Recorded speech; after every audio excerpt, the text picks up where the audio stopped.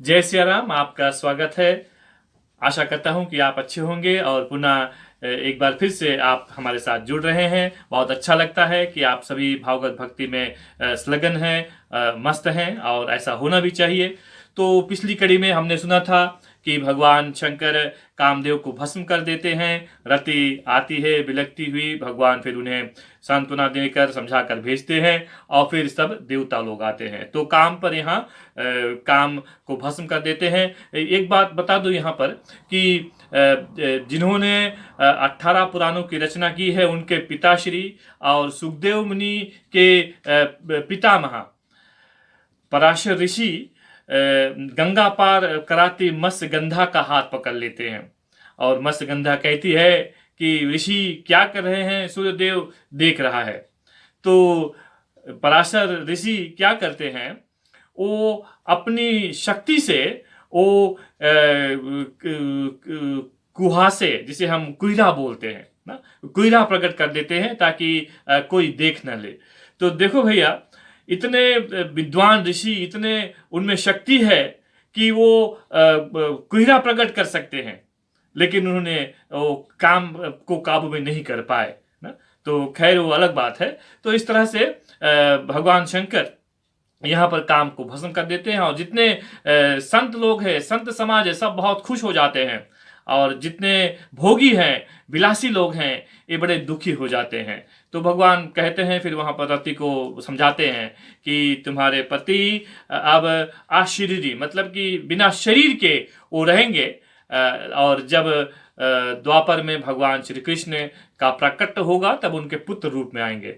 तो खैर अब कथा आगे बढ़ाएंगे। सभी देवता लोग आते हैं इनके पास, ब्रह्मा जी की अगुवाई में सभी देवता लोग इनके पास आते हैं। तो ये अलग अलग वैसे देवता लोग सब सामूहिक रूप से पूजा करते हैं, याद करते हैं, प्रार्थना करते हैं, लेकिन यहाँ पर ये सब अलग अलग रूप से प्रार्थना करने लगते हैं।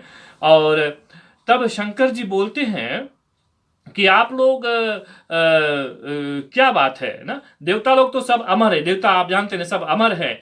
याद रहे, देवता लोग अमर हैं पर निर्भय नहीं है, ये बहुत डरे हुए दिखाई देते हैं।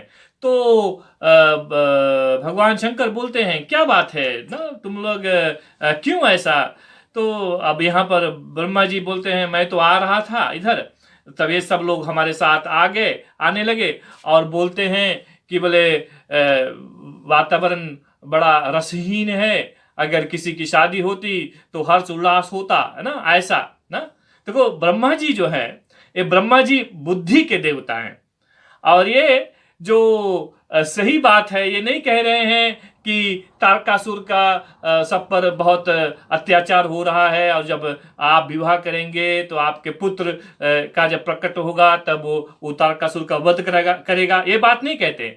वो कहते हैं कि वातावरण बड़ा रसीन हो गया है और देवता लोग अब मनोरंजन में भाग लेना चाहते हैं।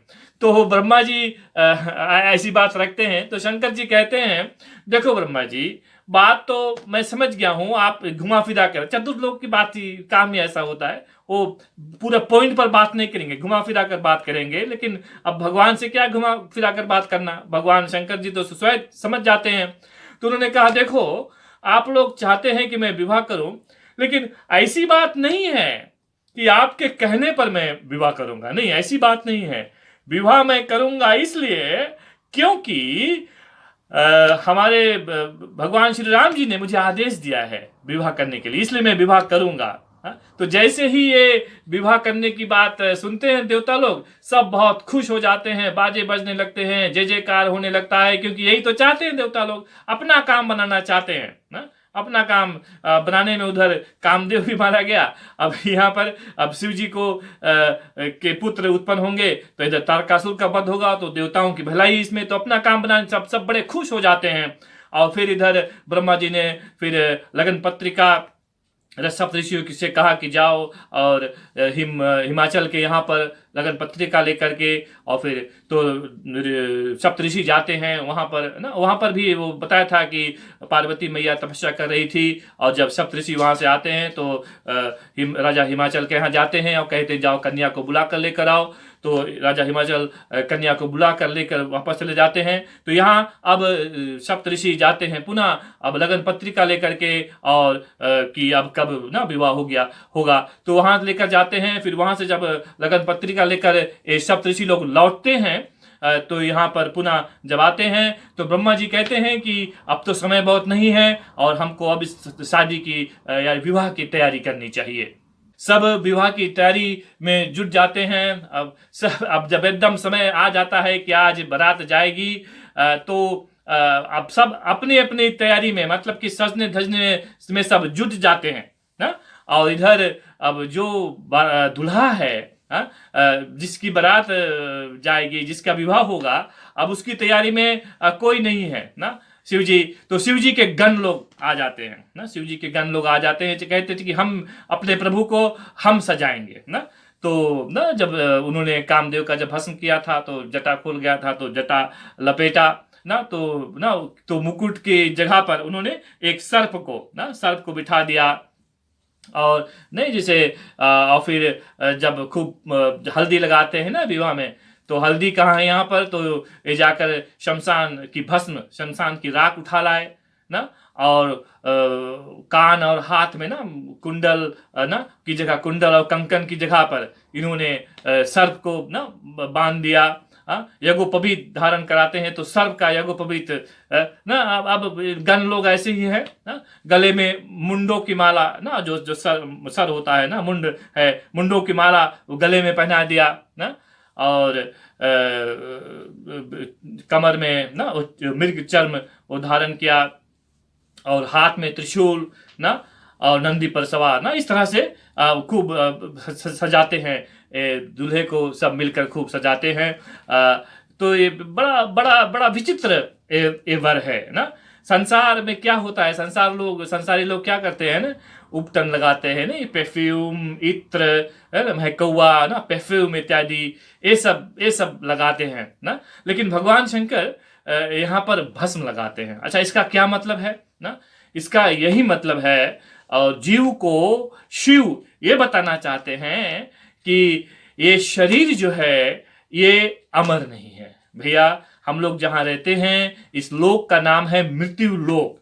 जो भी यहाँ जन्मेगा एक दिन उसकी मृत्यु निश्चिंत है, एकदम मस्ट है। ऐसा होकर कोई अमर नहीं है इस संसार में, सबको जाना पड़ेगा। याद रखना, संसार में केवल 2 चीजें सत्य है, केवल 2 बातें सत्य हैं। पहला ईश्वर और दूसरा मृत्यु। केवल 2 चीज सत्य है, बाकी सब मिथ्या है, बाकी सब नश्वर है। तो अब यहाँ पर भस्म लगाने का ये मतलब हुआ। और क्या वो जो सर्प धारण करते हैं। अच्छा, सर्प जैसे जीव क्या है, जीव आभूषण मतलब गहने पहनता है और बहुत अच्छे ना कपड़े पहनता है ना। लेकिन यहाँ पर ये सर्प पहनाते हैं। अच्छा, इसका क्या मतलब हुआ ना? इसका मतलब देखो, गहने पहनना ये पाप नहीं है, गहने पहनना पाप नहीं है। लेकिन यदि गहनों में आसक्ति हो जाए ना, मतलब कि अटैचमेंट हो जाए, तो ये सर्प के रूप में तुम्हें डसेंगे। याद रखना, गहने जो है इसमें ये पहनो, कोई बुरी बात नहीं है, अच्छी बात है, पहनो, खूब पहनो ना। लेकिन इसमें आसक्ति न रखो, इससे खूब रूप से अटैच ना हो जाओ ना। ऐसा शास्त्रों में कहा गया है।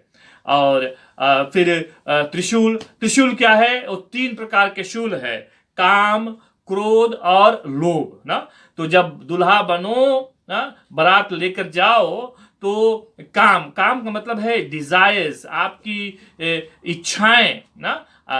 इस पर आपको वासना, तृष्णा, इस पर आप पर काबू होना चाहिए ना। क्रोध बिल्कुल नहीं करना चाहिए। और साथ में लोभ, लालच नहीं कि हमें इतना मिल जाए। भैया, जो कुछ मिले आपको इसमें संतोष करना चाहिए ना। तो इसके लिए भगवान शंकर त्रिशूल बताते हैं कि है जो काम है, क्रोध है, लोभ है ना, इस पर हमें कंट्रोल करना चाहिए। तो इस प्रकार से वो त्रिशूल धारण करते हैं और फिर नंदी पर सवार होते हैं। अच्छा, पहले तो दूल्हे घोड़ी पर सवार करते थे। खैर अब तो समय बदल गया है, लोग मोटर गाड़ी में सवार करते हैं, लेकिन भगवान शंकर यहाँ पर वृषभ यानी कि बैल पर सवार करते हैं। अच्छा, आपने सुना होगा, पढ़ा होगा धर्म ग्रंथों में, वृषभ जो है ये धर्म का स्वरूप माना जाता है। वृषभ धर्म का स्वरूप माना जाता है। तो जब भी आप दुल्हा बने, शास्त्र में बताया गया है कि धर्म को अपनाते हुए ना चलना चाहिए। इसलिए बैल पर सवार होते हैं शंकर जी। ये हमें संकेत देते हैं, ये हमें बताते हैं कि हमारा जीवन जो है ये धर्ममय है, धर्म के रूप में, इसलिए वो बैल पर सवार होते हैं। तो इस तरह से भगवान शंकर ये तैयार हो जाते हैं और धर्म पर यानी कि बैल पर सवार होकर वो अब तैयारी करेंगे, बारात के लिए रवाना होंगे। तो जो इसलिए जब घर से दूल्हा निकलता है तो ना बहुत उन्हें जाकर कहते हैं कि ना भगवान के याद कर लो, और क्योंकि अब गृहस्थ जीवन में प्रवेश करने वाले हो। गृहस्थ जीवन में बहुत जिम्मेदारी बढ़ जाती है भैया। ने अक्सर हम सुनते हैं ना, कभी कभी लोग बोलते हैं कि विवाह के बाद व्यक्ति बदल गया है। देखो भैया, ऐसी कोई बात नहीं है। हमें ये समझना है कि विवाह के बाद व्यक्ति की जिम्मेदारी बहुत बढ़ जाती है ना। इसलिए वो अब जो उसके पास खाली समय नहीं रहता है, क्योंकि घर में एक नई युवती आई है उसके साथ में, और उसके यहाँ पर कोई नहीं है, उसकी देखभाल इत्यादि सब जिम्मेदारी उठाना उसकी जिम्मेदारी बन जाती है। तो इसलिए तो इन सब बातों को अक्सर जो यार दोस्त होते हैं अक्सर ऐसी चर्चा करते हैं, ऐसा नहीं होना चाहिए। तो खैर, और फिर जो बताया गया है कि हमें धर्म का मतलब है, धर्म तो की परिभाषा तो बहुत बड़ी है, लेकिन खास रूप से ना कि हमें अपना जो कर्तव्य है, जो मनुष्यताई है, जो इंसानियत है ना, इसका पालन करते हुए और गृहस्थ जीवन गृहस्थ जीवन पर सभी निर्भर रहते हैं। बाल और वृद्ध सभी गृहस्थ पर निर्भर रहते हैं। तो गृहस्थ जीवन में जब प्रवेश किया जाता है तो ये भी बहुत देवी देवताओं का आशीर्वाद लेकर और अपने कर्तव्य बहुत अच्छी तरह से पालन करते हुए सबको आगे बढ़ना चाहिए। तो इस तरह से यहाँ पर भगवान शंकर जब दूल्हा बन जाते हैं, इस तरह से तैयारी होती है।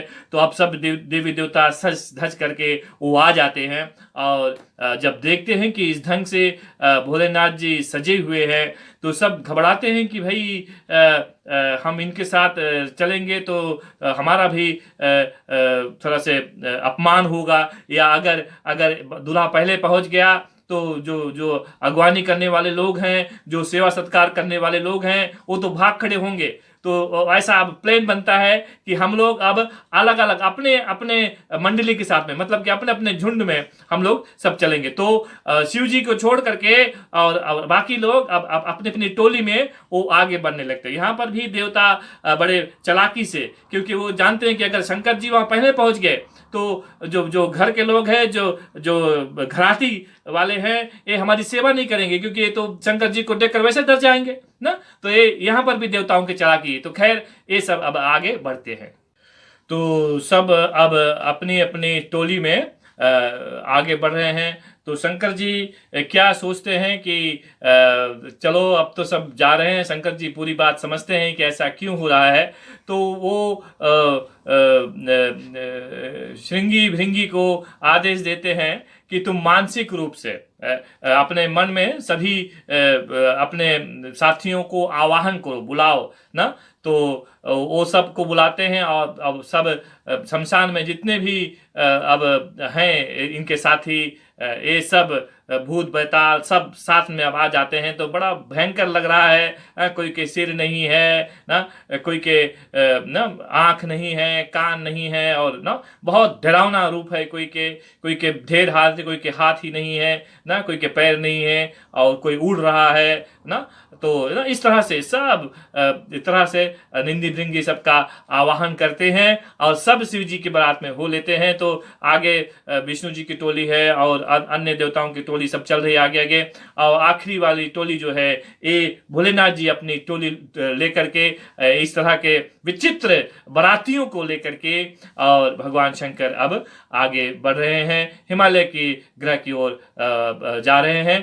तो अब आगे क्या होता है इस पर अगली कड़ी में हम कथा आगे बढ़ाएंगे कि वहाँ जब पहुँचते हैं तो कैसे स्वागत होता है इनका, ये कथा हम जरूर लेकर आएंगे।